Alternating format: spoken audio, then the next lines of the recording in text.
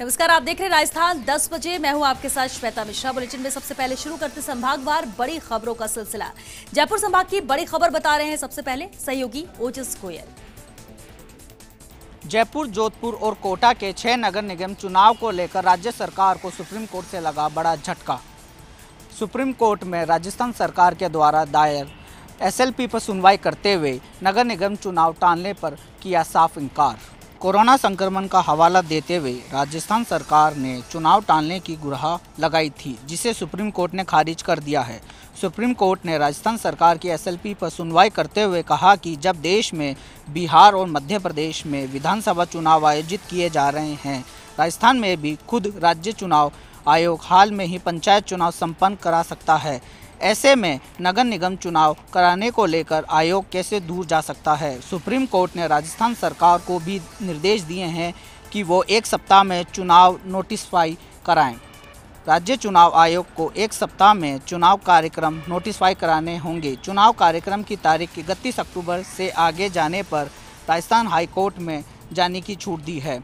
Supreme court के आदेश से तय हो गया है कि जब राज्य में अक्टूबर के अंतिम सप्ताह या नवंबर के प्रथम या द्वितीय सप्ताह तक चुनाव होने तय हो गए हैं। राजस्थान हाईकोर्ट अब 3 बार निगम चुनाव का समय बढ़ा चुका है। हाईकोर्ट ने 18 मार्च को आदेश जारी कर चुनाव 17 अप्रैल से आगामी 6 माह के लिए स्थगित कर दिए थे। उसके बाद 28 अप्रैल को इस अवधि को एक बार फिर 31 अगस्त तक बढ़ा दिया था। हाईकोर्ट ने राज्य सरकार के प्रार्थना पत्र की तीसरी बार 22 जुलाई को चुनाव की तारीख 31 अक्टूबर बढ़ा दी, लेकिन हाईकोर्ट ने चौथी बार चुनाव टालने को लेकर राज्य सरकार द्वारा पेश किए गए प्रार्थना पत्र को नामंजूर कर दिया है। सुप्रीम कोर्ट के आदेश के बाद राजस्थान सरकार को 31 अक्टूबर तक नगर निगम चुनाव कराने के आदेश दिए। अजमेर संभाग की बड़ी खबर बता रहे हैं भीलवाड़ा से हमारे सहयोगी नवीन जोशी। राज्य के शिक्षा मंत्री और पीसीसी चीफ गोविंद सिंह डोटासरा ने आज भीलवाड़ा में दावा किया कि राज्य सरकार शिक्षित बेरोजगारों को रोजगार देने को लेकर गंभीर है। उन्होंने दावा किया कि आने वाले दिनों में 31,000 नीट के माध्यम से शिक्षकों की भर्ती की प्रक्रिया शुरू कर दी जाएगी। अभी तक एक पहले चरण की प्रक्रिया पूरी कर ली गई है। भीलवाड़ा सर्किट हाउस में मीडिया कर्मियों के सवाल का जवाब देते हुए डोटासरा ने यह भी कहा कि कोविड काल को देखते हुए जो स्कूल यूनिफॉर्म बदलने की बात की जा रही थी, उसको अभी सरकार ने ठंडे बस्ते में डाल दिया है। कोविड काल के दौरान आम आदमी पहले ही तंगी के दौर से गुजर रहा है, ऐसे दौर में उसकी जेब पर भार नीट सरकार डालना चाहती है। उधर एक अन्य सवाल के जवाब में डोटासरा ने कहा कि भाजपा जो असामाजिक गतिविधियां राजस्थान में कहीं पे छोटी मोटी हो रही है, उसको लेकर जो राजनीति कर रही है, ये दुखद है। उन्होंने कहा राजस्थान में किसी भी तरह की आपराधिक घटना कहीं पे भी होती है तो मीडिया कर्मियों के साथ ही सभी विपक्षी दलों के नेताओं को आने जाने की पूरी छूट है और सभी तरह से जानकारी लेने की छूट है। पीसीसी चीफ से जब पूछा गया कि राजस्थान में आने वाले निगम और नगर पालिका के चुनाव को लेकर कांग्रेस की तैयारियां कैसी चल रही है, तो उन्होंने कहा कि कांग्रेस हर समय चुनाव के लिए तैयार है और आने वाले समय में जो भी चुनाव होंगे उसमें कांग्रेस अच्छे तरह से प्रदर्शन करेगी। इसके लिए कांग्रेस के संगठनात्मक गतिविधियों में सक्रियता लाने का भी और प्रयास किया जा रहा है। डोटासरा ने यह भी दावा किया कि आने वाले जितने भी चुनाव है उसमें कांग्रेस को फायदा मिलेगा। उसका सबसे बड़ा कारण उन्होंने ये भी गिनाया कि भाजपा इस समय 3 खंडों में बटी हुई है और आपसी मनमुटाव चरम पर है। मीडिया कर्मियों से मुखातिब होने पर सबसे पहले पीसीसी चीफ डोटासरा ने अपने लाडले विधायक कैलाश त्रिवेदी के निधन पर शोक जताया और कहा कि ये न केवल कांग्रेस की क्षति है बल्कि पूरे प्रदेश की एक जन नायक को खोने की गम की स्थिति है। सर्किट हाउस में जन सुनवाई हुआ। मीडिया कर्मियों से बातचीत के बाद में पीसीसी चीफ डोटासरा सीधे कैलाश त्रिवेदी के पैतृक गांव रायपुर पहुंचे और शोक संतप्त परिवार से मुलाकात की और विधायक त्रिवेदी के निधन पर शोक संवेदना व्यक्त की और त्रिवेदी के चित्र पर पुष्पांजलि अर्पित की। इस दौरान उन्होंने त्रिवेदी के लघु भ्राता राजेंद्र त्रिवेदी से मुलाकात की और उनकी पत्नी गायत्री देवी से मुलाकात कर संवेदना व्यक्त की। जोधपुर संभाग की बड़ी खबर बता रहे हैं बाड़मेर से हमारे सहयोगी दुर्ग सिंह राजपुरोहित। बाड़मेर के शिव इलाके में हुई गैंगरेप की घटना का मामला दूसरे दिन भी पूरे राज्य नहीं बल्कि देश भर में छाया रहा। यहां पर एक दिन पहले जहां राजस्व मंत्री हरीश चौधरी राजस्थान सरकार के प्रतिनिधि बनकर पीड़ित परिवार से मुलाकात करने को पहुंचे और उन्होंने वहां पर राजस्थान सरकार की मंशा को जाहिर कर दिया कि पीड़ित के साथ न्याय होगा। वहीं दूसरे दिन सुबह होने के बाद बाल संरक्षण आयोग की अध्यक्षा खुद यहां पहुंची और उन्होंने पीड़िता से मुलाकात की। बाल संरक्षण आयोग की अध्यक्षा संगीता बेनीवाल ने राजकीय अस्पताल में पहुंचकर पीड़ित के साथ बातचीत की और पूरी घटना के बारे में जाना। यहां पर बेनीवाल बहुत ज़्यादा खफा भी नजर आई, क्योंकि उन्होंने जब यह देखा कि पीड़िता को जनरल वार्ड में शिफ्ट किया गया है और उसके पास आने जाने वाले लोगों की कौतूहलवश भीड़ लगी हुई है, तो उन्होंने कहा कि इसको लेकर उच्च स्तर पर वो कार्रवाई के लिए लिखेंगे। दूसरी तरफ प्रतिपक्ष की ओर से भारतीय जनता पार्टी के प्रदेशाध्यक्ष सतीश पूनिया भी यहां अस्पताल में पहुंचे और पीड़िता के साथ मुलाकात की। उन्होंने परिजनों के साथ भी बातचीत की और उन्हें यह भरोसा दिलाने का प्रयास किया कि भारतीय जनता पार्टी उनके साथ है। इस प्रकरण को लेकर एक मुख्य आरोपी की गिरफ्तारी हो चुकी है। यह मुख्य आरोपी, जिसका नाम गंगाराम भील है, यह पीड़िता के खेत में ही काम करता था, जिसे देर रात पुलिस ने गिरफ्तार कर लिया था। अब इस प्रकरण में पीड़िता के कथनानुसार एक अन्य व्यक्ति भी है, जिसकी पुलिस पड़ताल कर रही है। पुलिस को 164 के बयान कलमबद्ध करने के लिए दिया है। और सहयोगी लक्ष्मण राघव बता रहे हैं बीकानेर संभाग की बड़ी खबर। बीकानेर में लगातार बढ़ रहा है कोरोना का संक्रमण। आज भी आए 271 कोरोना पॉजिटिव। दरअसल लगातार आंकड़ा बढ़ता जा रहा है।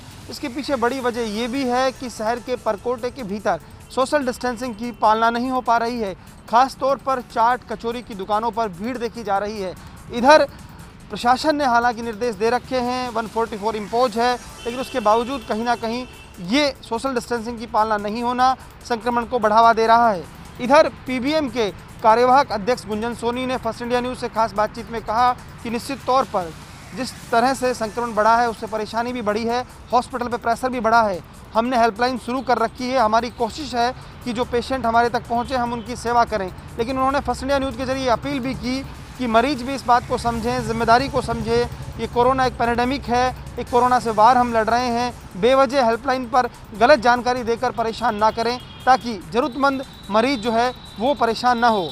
उन्होंने कहा कि हम लगातार मॉनिटरिंग कर रहे हैं, सीनियर डॉक्टर्स जो हैं हॉस्पिटल का राउंड ले रहे हैं। कोशिश यही है कि संभाग के सबसे बड़े अस्पताल में मरीज को ठीक से देखा जाए। तो कुल मिलाकर कहा जा सकता है कि बीकानेर के परकोटे के भीतर कोरोना तेज़ी से बढ़ा है और इसके लिए कहीं ना कहीं आम लोगों को खुद की जिम्मेदारी भी समझनी होगी। जब तक सोशल डिस्टेंसिंग की पालना के साथ मास्क का प्रयोग नहीं होगा तो ये दिक्कतें लगातार बढ़ेंगी। ऐसे में ज़रूरत इस बात की है कि हम खुद भी अपनी जिम्मेदारी को समझें। भरतपुर संभाग की बड़ी खबर बता रहे हैं सहयोगी दीपक लवानिया। कोरोना के कहर ने जिंदगी की रफ्तार पर पूरी तरह से ब्रेक लगा दिया है। पिछले दिनों जहां कई त्योहारों को इस कोरोना ने फीका किया है, तो वहीं अब भरतपुर के प्रसिद्ध नुमाइश मेले पर भी कोरोना का ग्रहण लग चुका है। ऐसा दूसरी बार होगा जब भरतपुर में श्री जसवंत प्रदर्शनी एवं पशु मेला आयोजित नहीं होगा। नुमाइश मेले के नाम से विख्यात इस पशु मेले में देश के दूर दराज इलाकों से दुकानदार अपनी दुकानें लेकर आते हैं और नुमाइश मेले का बेसब्री से इंतजार भी करते हैं। नुमाइश मेला भरतपुर के लोगों के लिए एक मुख्य आकर्षण का केंद्र होता है, लेकिन इस बार भरतपुर वासियों को मेले की रौनक देखने को नहीं मिलेगी। नुमाइश मेले की खास पहचान खजला से भी इस बार लोगों को वंचित रहना पड़ सकता है। हालांकि कुछ दुकानदार मेला आयोजित होने की आस लेकर भरतपुर पहुंच गए हैं, लेकिन जब उन्हें पता लगा कि मेला आयोजित नहीं होगा तो उन्होंने अपनी दुकानें हाईवे के अलावा अन्य सड़क मार्गों के किनारे सजा ली हैं। शहर में कई जगह खिलौने व खजला की दुकानें इन दिनों सजी नजर आ रही हैं। भरतपुर में रियासत काल से ही मेले का आयोजन किया जाता है, लेकिन कोरोना के कहर ने इस बार मेले का मजा फीका कर दिया है। बाहर से आए दुकानदारों का कहना था कि नुमाइश मेले का उन्हें बेसब्री से इंतजार रहता है, लेकिन इस बार कोरोना ने उनके इरादों पर पानी फेर दिया है। कोरोना की वजह से जहां नुमाइश मेले का आयोजन इस बार नहीं होगा, तो वहीं भरतपुर के प्रसिद्ध कैला देवी झील का वाड़ा मेले को भी जिला प्रशासन ने रद्द किया है। साथ ही दशहरे के मौके पर आयोजित होने वाले रावण दहन जैसे कार्यक्रम भी इस बार नहीं होंगे। संवाददाता रवि शर्मा बता रहे हैं उदयपुर संभाग की बड़ी खबर। आदिवासी बाहुल्य उदयपुर संभाग के सबसे बड़े और सबसे पुराने मोहनलाल सुखाड़िया विश्वविद्यालय में अब इंजीनियरिंग और टेक्नोलॉजी की पढ़ाई शुरू की जाएगी। इसके लिए बाकायदा एक संकाय शुरू होगा। आज काउंसिल ऑफ डीन्स की बैठक में ये महत्वपूर्ण निर्णय विश्वविद्यालय के कुलपति प्रोफेसर अमेरिका सिंह की अध्यक्षता में लिया गया। उदयपुर के मोहनलाल सुखाड़िया विश्वविद्यालय में अब इंजीनियरिंग की पढ़ाई भी होगी। इसके लिए प्रस्ताव तैयार कर लिया गया है। इसके साथ ही कोविड को देखते हुए विश्वविद्यालय के सभी सेल्फ फाइनेंस पाठ्यक्रमों में इस सत्र की फीस में 15% की कटौती की जाएगी। ये निर्णय आज कुलपति प्रोफेसर अमेरिका सिंह की अध्यक्षता में आयोजित काउंसिल ऑफ डीन्स की बैठक में लिया गया। बैठक में और भी कई महत्वपूर्ण निर्णय हुए। इनमें सबसे महत्वपूर्ण निर्णय विश्वविद्यालय में इंजीनियरिंग और टेक्नोलॉजी संकाय खोलने का था, जिसमें शिक्षा शोध और आर्किटेक्चर के शिक्षण की गतिविधियां नई शिक्षा नीति के अनुरूप शुरू की जाएंगी।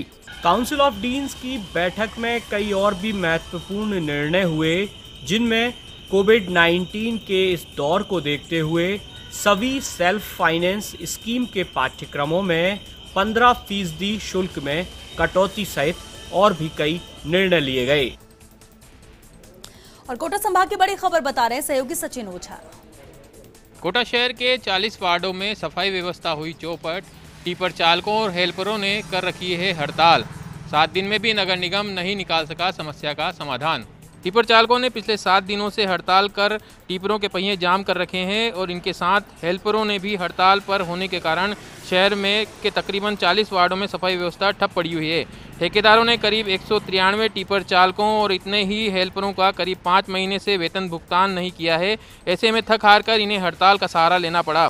इनकी हड़ताल पिछले 7 दिनों से चल रही है और शहर की सफाई व्यवस्था चौपट है, लेकिन इसके बावजूद ना तो ठेकेदार के जू रेंग रही है और ना नगर निगम के अधिकारियों की नींद खुल रही है। निगम की माने तो पेश किए गए बिलों का भुगतान ठेकेदार को कर दिया गया है, लेकिन दूसरी तरफ ठेकेदार नगर निगम पर आरोप लगा रहा है कि पिछले 5 महीनों से पेंडिंग बिलों का भुगतान नहीं किया गया है। नगर निगम और ठेकेदारों के बीच फंसे इन टिपर चालकों और हेल्परों ने चेतावनी दी है कि जब तक उनका भुगतान नहीं होता है तब तक वह हड़ताल समाप्त नहीं करेंगे।